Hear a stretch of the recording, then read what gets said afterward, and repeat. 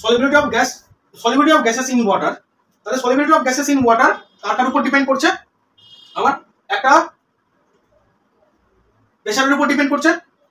কার pressure? ওয়াটারের surface প্রেসারের উপর depend করছে। আর কার উপর ডিপেন্ড করছে? ডিপেন্ড করছে টেম্পারেচারের উপর। আর প্রেসারের উপর ডিপেন্ড করার জন্য আমাদের কাছে কি একটা আমরা ল জানি, সেটা হচ্ছে হেনরিজ ল। হেনরিজ লটা কি বলছে?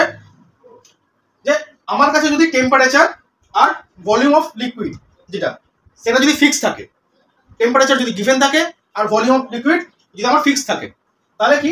তাহলে হচ্ছে মাস অফ সলিড গ্যাস, যে গ্যাসটা আমার ওয়াটারের মধ্যে আমি ডিজলভ করাতে চাইছি, তার মাসটা কি হবে?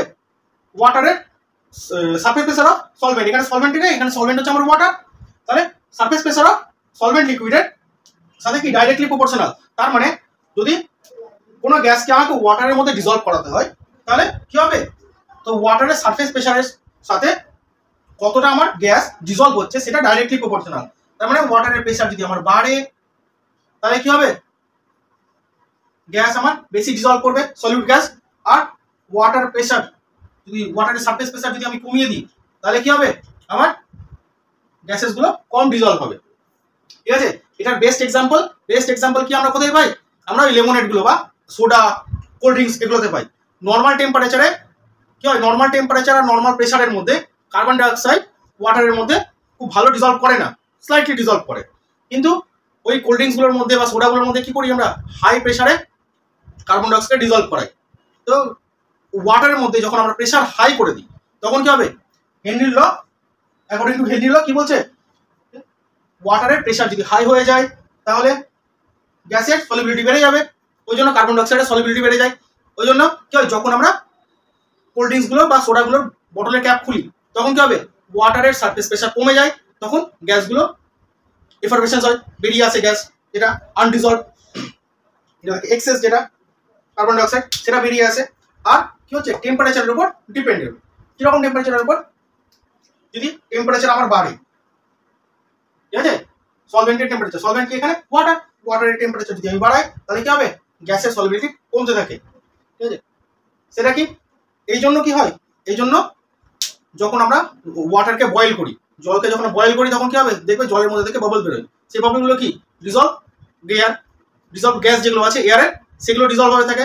ওয়াটারের টেম্পারেচার যখন বাড়াচ্ছি, কি হচ্ছে? সেই গ্যাসগুলোর সলিবিলিটি কমছে, সেই গ্যাসগুলো বাইরে বেরিয়ে আসে। আর এটার একটা কি হয়? আর এই গ্যাসগুলো থাকার জন্য কি হচ্ছে? ওয়াটারের একটা ইউনিক টেস্ট পাই। নর্মাল টেম্পারেচারে যখন আমরা ওয়াটার খাই, একটা ইউনিক টেস্ট পাই। ওই জন্য যখন ওয়াটারকে বয়েল করি, দেখবে ওয়াটার বয়েল করার পরে ঠান্ডা করে যখন সেই জলটা আমরা খাই, সেই জলটা কি হয়? সেই জলের টেস্ট একটু ডিফারেন্ট থাকে। আর নর্মাল টেম্পারেচারে জলের আমাদের ডিফারেন্ট থাকে। কেন থাকে? যে নর্মাল টেম্পারেচারে জল থাকে, তার মধ্যে কি হয়? প্রচুর পরিমাণে এয়ার ডিজলভ অবস্থায় থাকে। আর যদি ওয়াটারকে বয়েল করি আমি, সেই ডিজলভ এয়ারটা বাড়িয়ে বেরিয়ে আসে। তারপরে যে জলটাকে যখন আবার ঠান্ডা করে রুম টেম্পারেচার নিয়ে আসি, তারপরে যখন আমরা ওটাকে পান করি, খাই, তখন কি হয়? তখন ওর মধ্যে থেকে কোনো গ্যাস ডিজলভ অবস্থায় থাকে না। ওই জন্য ওয়াটারের টেস্টের ডিফারেন্স আছে। বয়েল ওয়াটারের টেস্ট একরকমের হয়, আর নর্মাল ওয়াটারের টেস্ট একরকমের হয়। তোমাকে যদি ওয়াটারকে বয়েল করার পরে আবার যদি ঠান্ডা করে সেই পুরোনো টেস্ট ফিরিয়ে আনতে হয় নর্মাল ওয়াটারের মতো, তাহলে কি করতে হবে? যে বটলের মধ্যে তুমি করেছো, তার মধ্যে এয়ারকে বলে ভালো করে আবার শেক করতে হবে। তাহলে কি হবে? এয়ার আবার ডিজলভ হয়ে যাবে। ডিজলভ হওয়ার পরে কি হবে? আবার সেই পুরোনো টেস্ট ফিরে আসবে। ওই জন্য বয়েল ওয়াটার আর নর্মাল ওয়াটারের মধ্যে টেস্টের ডিফারেন্স আছে। ঠিক আছে, এটা। আর রিজন কি? রিজন হচ্ছে গ্যাসের সলিবিলিটি লিকুইডের মধ্যে কি হয়? টেম্পারেচারের উপর ডিপেন্ডেবল। আর আরেকটা এক্সাম্পল যে আমার কিসের প্রেসার আর টেম্পারেচারের, সেটা হচ্ছে কি? এটা একটু মেটালাম, সেটা খুব ভালো দেখতে পাবে যখন তোমরা সোডা বা কোল্ড ড্রিঙ্কস খুব চিল কন্ডিশনে ওপেন করবে, আর একটা সেম সোডা বা কোল্ড ড্রিঙ্কস কি করবে? নর্মাল রুম টেম্পারেচারে ইউজ করবে। সাপোজ আমি যদি একটা বোতল রাখি, যে সোডাটা চিল্ড অবস্থায় আছে বা যে কোল্ড ড্রিঙ্কসটা পুরোপুরি চিল্ড অবস্থায় আছে, তার মধ্যে কি হবে? সেটার যদি ক্যাপটাকে ওপেন করি, আমি যদি ক্যাপটাকে ওপেন করে দিই, তাহলে কি হবে? প্রচুর পরিমাণে এফারভেসেন্স বেরোবে, বাবলস, প্রচুর পরিমাণে বাবলস বেরোবে। ঠিক আছে, প্রচুর পরিমাণে বাবলস বেরোবে আর প্রচুর বাইরে বেরিয়ে আসবে সোডা বা কোল্ড ড্রিঙ্ক যেটাই হোক। কিন্তু যেটা নর্মাল টেম্পারেচার আছে, রুম টেম্পারেচার আছে, সেটা থেকে যদি করি, সেটা থেকে অতটা বাবলস বেরোবে না, অল্প পরিমাণ। ঠিক আছে, বা সোডাও খুব বেশি একটা বেরোবে না। কেন? তার কারণ হচ্ছে যে যেটা রুম টেম্পারেচারে আছে বা নর্মাল টেম্পারেচারে যেটা আছে যে সোডাটা, তার মধ্যে কি আছে, সেটা যখন ক্লোজ কন্ডিশনে ছিল, সেটা যখন ক্যাপ লাগানো অবস্থায় ছিল, তো হাই প্রেশারে ছিল। তাহলে হাই প্রেশারে থাকার জন্য কি হয়েছিল, হাই প্রেশারে থাকার জন্য এর মধ্যে কার্বন ডাইঅক্সাইড ডিজলভ অবস্থায় ছিল ম্যাক্সিমাম, নর্মালের থেকে অনেক বেশি। কিন্তু নর্মাল টেম্পারেচার থাকার জন্য কি হচ্ছে, কিছুটা হলো সলিবিলিটি কম ছিল, তার জন্য কি হচ্ছে, এখানে কার্বন ডাইঅক্সাইডগুলো এই জায়গাটায় ছিল, বেশি পরিমাণে সোডার মধ্যে বা কোল্ড ড্রিঙ্কসের মধ্যে বেশি ছিল না। যখন আমি ক্যাপটাকে ওপেন করলাম তখন কি হবে, এই পোর্শনে যে কার্বন ডাইঅক্সাইড আছে সবার আগে সেটা বেরিয়ে যাবে। আর কোল্ড ড্রিঙ্কসের মধ্যে বা সোডার মধ্যে থাকা কার্বন ডাইঅক্সাইড যেহেতু পরিমাণে কম, কোয়ান্টিটিতে কম, ওই জন্য কম বেরোবে। আর যখন এখান থেকে কম বেরোবে তাহলে কি হবে, সোডা বা কোল্ড ড্রিঙ্কসটাকে কম নিয়ে বেরোবে বাইরে। ওই জন্য রুম টেম্পারেচারে বা নর্মাল টেম্পারেচারে যখন আমরা ক্যাপ খুলি সোডা বা কোল্ড ড্রিঙ্কসের, তখন কি হয়, তখন এখানকার গ্যাসটা তো বেরিয়ে যায় যতগুলো আছে, কিন্তু এখান থেকে যেহেতু কম সলিবল আছে তার জন্য কম পরিমাণে এখান থেকে গ্যাস বেরোয়, তলা থেকে কোল্ড ড্রিঙ্কসের মধ্যে থেকে বা সোডার মধ্যে থেকে, আর সাথে করে সোডা বা কোল্ড ড্রিঙ্কসকে কম পরিমাণে বের করায়। কিন্তু এই জায়গাটায় কি হয়, যখন চিল্ড কন্ডিশনে থাকে, চিল্ড কন্ডিশনে কি দুটো এফেক্ট একসাথে কাজ করছে। এক, হাই প্রেশার থাকে এর মধ্যে যখন ক্যাপ লাগানো অবস্থায়, হাই প্রেশার থাকে, হাই প্রেশারের জন্য কি সলিবিলিটি বাড়ে কার্বন ডাইঅক্সাইডের সোডা বা কোল্ড ড্রিঙ্কসের মধ্যে।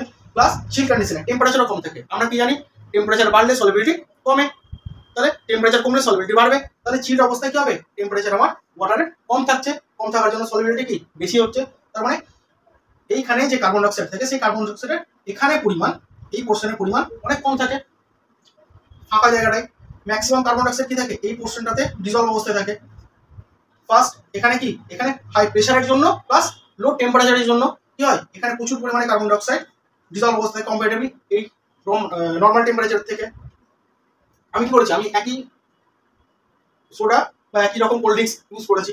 তাহলে এই জন্য কি হচ্ছে, যখন আমি এখানকার ক্যাপ ওপেন করবো, যখন ক্যাপ আমার ওপেন হবে তখন কি হবে, তখন এখানকার ডিজলভ কার্বন ডাইঅক্সাইড কি করবে, প্রচুর পরিমাণে বেরোতে আসবে, র্যাপিডলি বেরোবে। কারণ আমার কি হয়েছে, প্রেশার কমিয়ে দিয়েছি আমি, যখন প্রেশার কমিয়ে দেবো তাহলে সলিবিলিটি কমে যাবে। ল অফ হেনরি কি বলছে, এম প্রপোর্শনাল টু পি, এটা। তাহলে এটা যদি কমে, প্রেশার যদি কমে, তাহলে solubility mass of solute gas M, যেটা এটা কমে যাবে। আর কি থাকে, কার্বন ডাইঅক্সাইড কম্পারেটিভলি এই ফাঁকা অংশটাতে কম থাকার জন্য, চিল কন্ডিশনে থাকার, ঠিক আছে, এইখান থেকে যত কার্বন ডাইঅক্সাইড তত র্যাপিডলি বেরোতে শুরু করবে, ফুল স্পিডে র্যাপিডলি যখন বেরোবে, সাথে করে কি করবে, কার্বন ডাইঅক্সাইড শুধু তো একা বেরোবে না, কার্বন ডাইঅক্সাইড কি করবে, সোডা বা কোল্ড ড্রিঙ্কস যেটা আছে সেটাকে সঙ্গে করে নিয়ে বেরোবে। ওই জন্য কি হয়, প্রচুর পরিমাণে এফারভেসেন্স দেখা যায় চিল সোডা বা চিল কোল্ড ড্রিঙ্কসের মধ্যে। কিন্তু কম্পারেটিভলি নর্মাল টেম্পারেচারে থাকা সোডা বা কোল্ড ড্রিঙ্কসের এত পরিমাণে এফারভেসেন্স দেখা যায় না, ঠিক আছে, কারণ এই পোর্শনে থাকে। ক্লিয়ার হয়েছে, দুটো এক্সাম্পল।